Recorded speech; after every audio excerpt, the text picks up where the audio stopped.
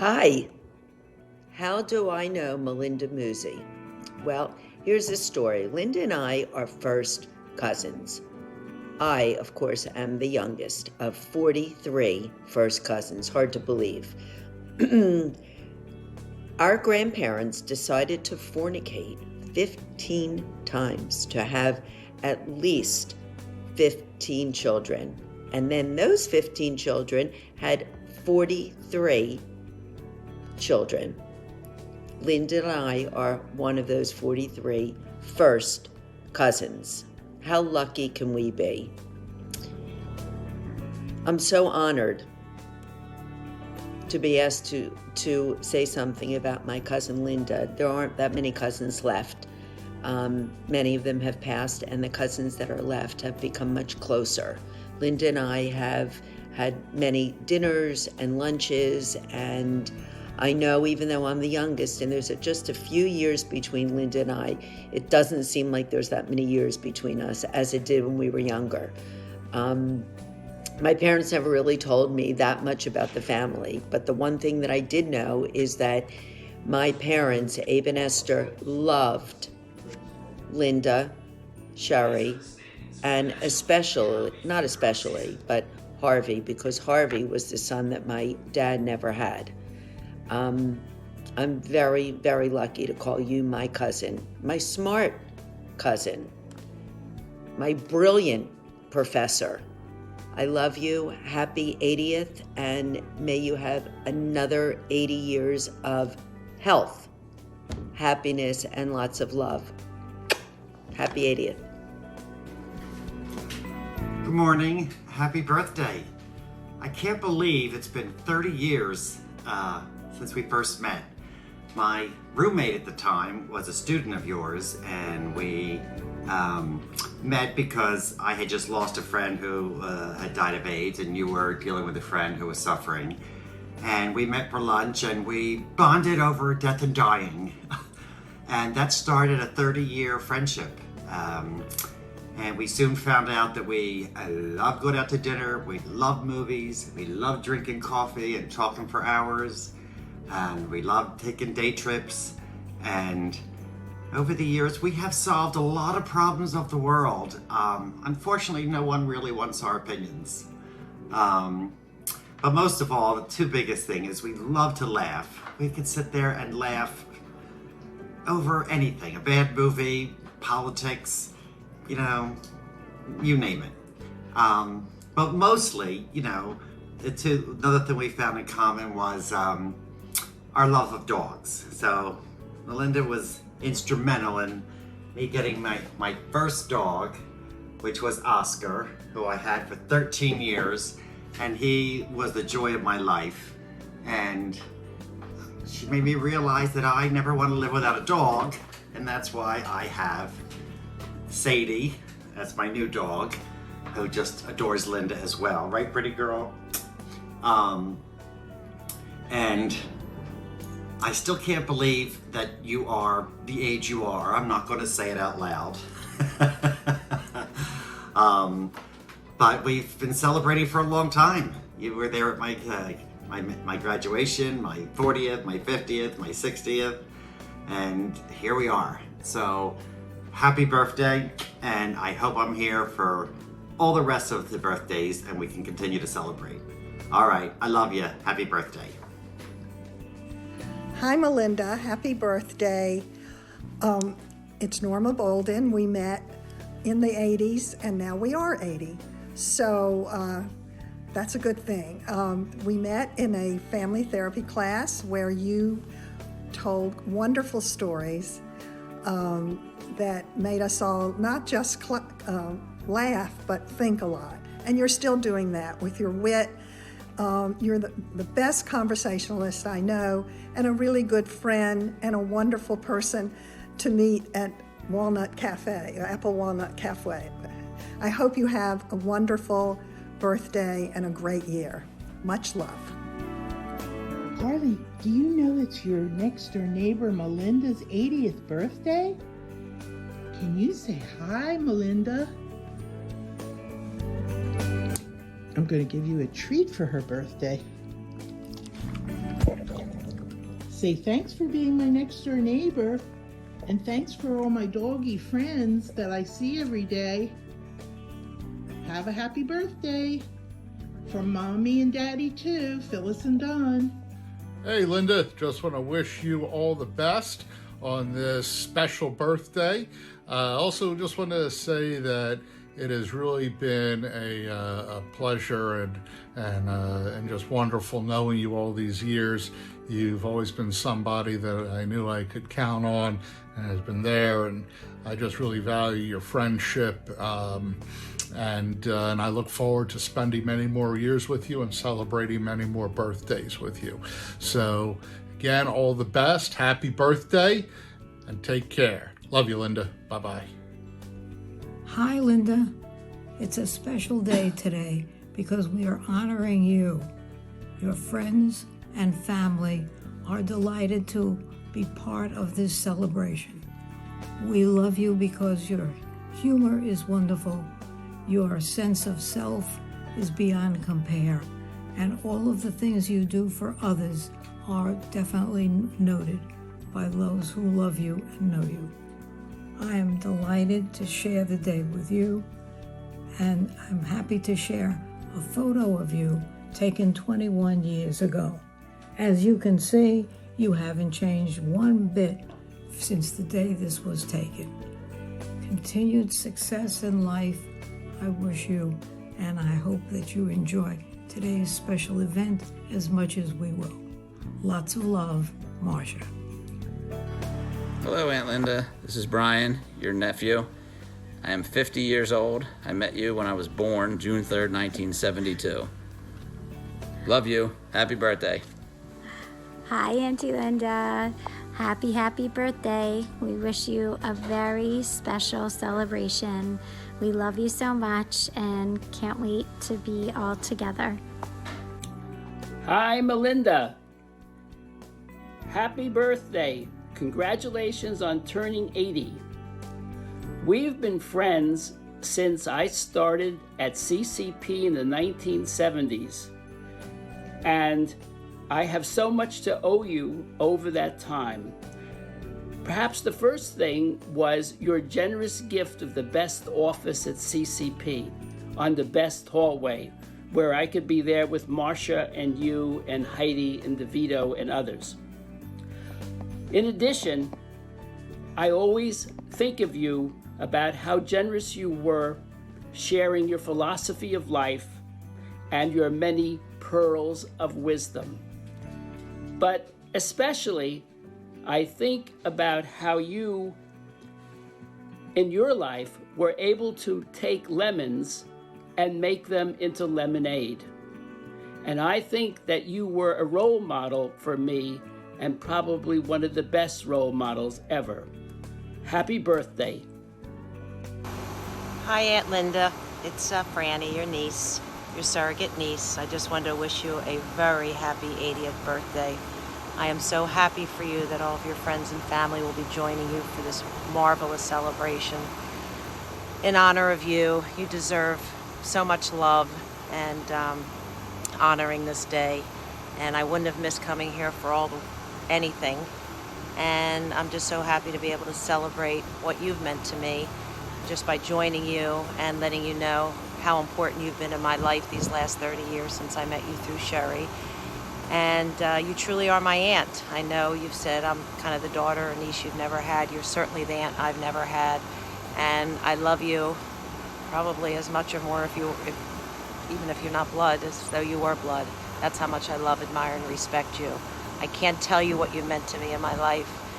You've made a difference intellectually, just by loving me, by sharing your life with me and the stories, and by giving me great advice over the years. So I celebrate you today. I'm honoring you. You've made a major difference in not only my life, but everybody's life that's here today in celebration and honor of you.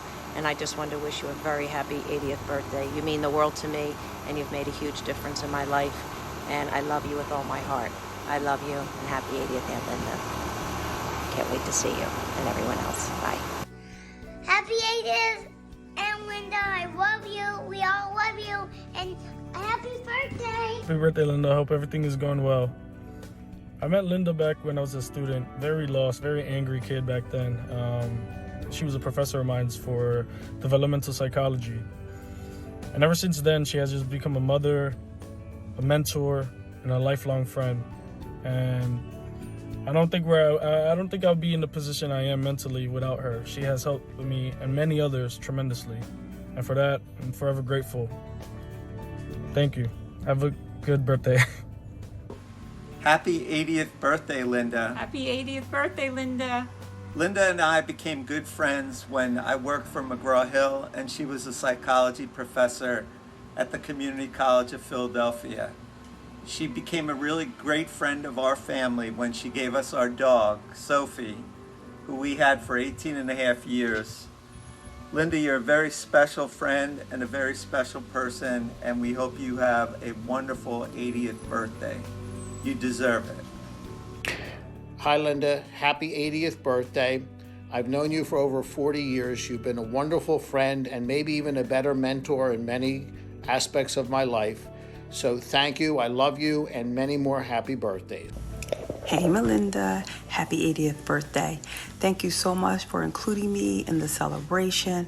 I am so happy to be here to celebrate you. You, my friend, embody what a friend is. You're a great listener, you're always available, you're loving, caring, and kind, but you know all that. Another great thing, Linda, is you always tell the truth. So often we might say to our friends, do you really mean that? Are you sure? One thing is for certain, when you share how you feel, it is the truth the first time and every time. I thank you for the 20 years of friendship, Malinda. I hope you have a phenomenal celebration and many birthdays to come. Good health, continued blessings, love of family and friends. Love you. Happy birthday. Happy 80th birthday, my dear friend Linda. Can you believe that it's been over 50 years since we first met? I remember that evening class at Community College of Philadelphia where you were my psychology professor. We soon became fast friends. We've been through so many things in life, a lot of good things, and not so good things. What a milestone you were celebrating, 80 years. I wish you the happiest of birthdays and many, many, many more birthdays that we can celebrate. And as a bonus from meeting me, here's Paul. Happy birthday, Linda. Many more. Bye. Happy birthday, little sister. You've been taking care of our family as the matriarch for about 60 years, and I hope we get at least another decade. I love you. I'm proud of everything you've accomplished professionally and especially with your family. I love you. Happy birthday, Mima. I love you. Happy birthday, Mima. I love you. Happy birthday, Mima. I hope you get a nice present. Happy birthday! Hi, everyone. One of my favorite writers, Thomas Lynch, has asked, how did you come to be the one you are? He advises, look for the watersheds, the moments upon which everything seems to depend. The shape of the journey, the way home, the turn in the road from which vantage we see where we have come from and where we are bound. The whence and whither of our personal histories. The race we were born to run. Those pools of happenstance, out of which arise the life and times that bear our name and face, our being in the world. I've thought a lot about the watersheds of my life while planning this party. The whence and whither of my own personal history. It is amazing to me how much of my life has been shaped by luck. In many respects, the good fortune of meeting the people in this room. I want to thank all of you for being a part of my 80th birthday celebration, and especially my daughter-in-law Amanda and her mother Teresa for planning and making the Saturday Club look so beautiful. I have neither the talent nor patience to have created this. My dear colleague and computer whiz, Dave Berg, was kind enough to make the photo video for me, and I appreciate it. When I thought about having this party, I decided to invite only the people I love most in the world. I was amazed when the list grew to 60. How many people have 60 people in their life who make them feel good every day? I had a rough start growing up, and getting through college and graduate school was a challenge. But the watershed that most changed and impacted my life came in 1968, when I became a professor at the Community College of Philadelphia at age 26. And I've been there for 54 years. I found a home at the college because of my colleagues there, and especially in sharing an office with the amazing Marcia Epstein, my role model for how to be a good parent, a loyal friend, and live a good life. I wouldn't have been a success in any of these endeavors had I not met Marcia. We both love to go to work every day just to talk and laugh and hang out with our colleagues on the third floor hallway, or in our crazy office, which I wallpapered with a scene of the Pocono Mountains against college regulations. I've always hated talking on the phone, and by sharing an office with Marcia, I never got the chance to for many years. Before COVID, I had 30 years of Sunday movies and dinners with the fabulous Rick. We once estimated that we've seen more than 1,000 movies together, some of them good.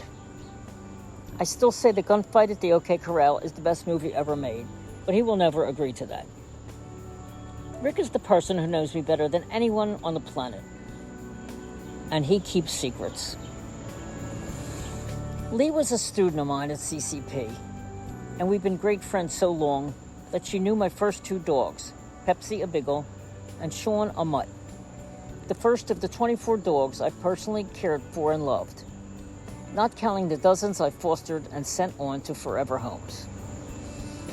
The writer Loudon Wainwright says, life is but a series of dogs.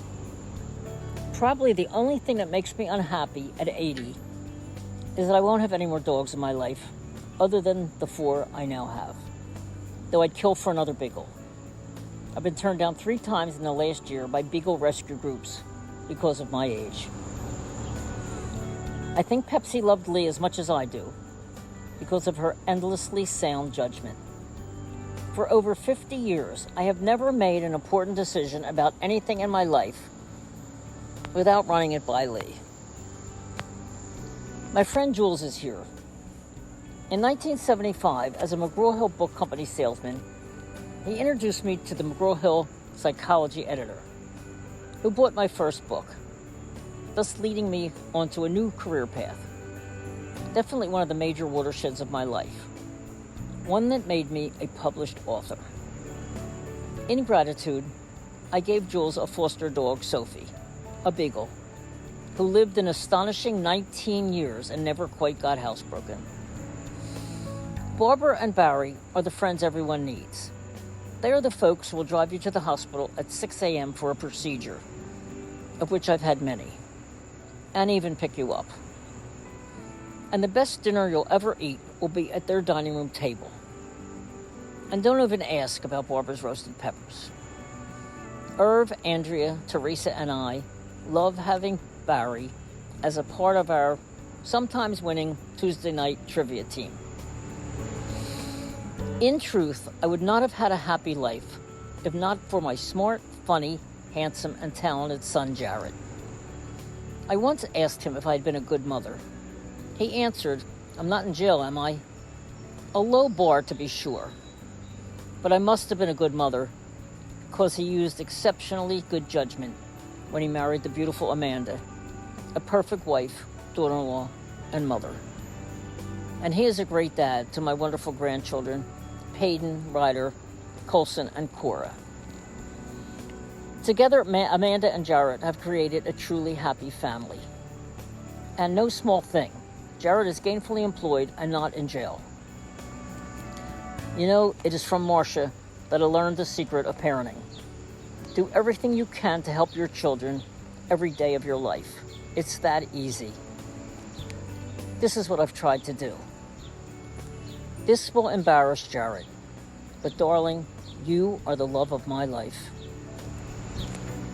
I have been fortunate to have a brother, Harvey, who since childhood encouraged me to do whatever I want in life, with no regrets, even if I make mistakes. Years ago, our father sent us to Temple University to take an IQ test to find out if we were smart, as if he couldn't tell. Harvey scored 1 point higher than I did. He says I never got over it. I say they made an error in the scoring. Nevertheless, it's uplifting to have a sibling who thinks you are intelligent and special, no matter what you do. From my brother, I got an additional family. My nephew Brian, and niece Debbie, and their kids Julia, Jordan, and Aiden, who I adore. Debbie and Brian have always been there for me. And I'm going to miss Julia after she heads to Penn State this fall. I'm already planning when to go visit. Speaking of Penn State, I must thank Elliot, my companion of 17 years. We first met in Mrs. Bevan's kindergarten class at Bryan Elementary School in West Philly. Unlike a lot of our classmates who avoided the military in the 60s, Elliot graduated from Penn State, joined the Army, and went to Vietnam, which to me is a badge of honor. Anyone who knows me well knows that I don't cook or do housework of any kind, and I get lost driving wherever I go. If you're with me and I tell you to make a left, be sure to make a right. All I want to do every day of my life is drink coffee and read books with my dogs by my side. Elliot enables me to live the life I desire. He handles the house, the dogs, the shopping, and most of the driving, and even the garden. He calls it his full-time job, and it is, and he does it well. I was lucky to have been seated near Elliot in Mrs. Bevan's class in 1948, and connecting again with him 50 years later at a party. And I want to sincerely thank him. May the Phillies and Eagles come through for Elliot this year. So that's my story, guys. A little verbose, but I think necessary as I reach what the poets call the winter of my life. It has been a great life because of the people in this room, and I want to lovingly thank you all.